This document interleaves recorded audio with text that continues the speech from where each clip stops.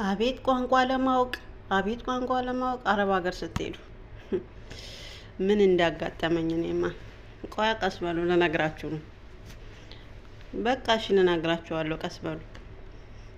ሴትዮዋ ውሃ በባሊ ሽንት ቤት አስገቢ ስትለኝ እኔ ደግሞ ውሃ የሚጠጣ በብርጭቆ ይዤላት ሄድኩ። በቃ ይሄ ነው። ሌላው ደግሞ በገባው በሳምንቴ ማለት ነው ውሃ የሚጠጣ ነው ለካ አለች ሴትዮዋ።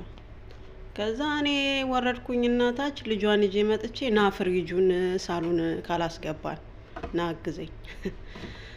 ከዛ ልጁ ተናደደብኝና ለእናትየው ሄዶ ሲነግራት ለካ ውሃ አምጪ ነው ያለችኝ ከፍሪጅ ውስጥ። እኔ ፍሪጅ ያለችውን ብቻ ነው የሰማሁት።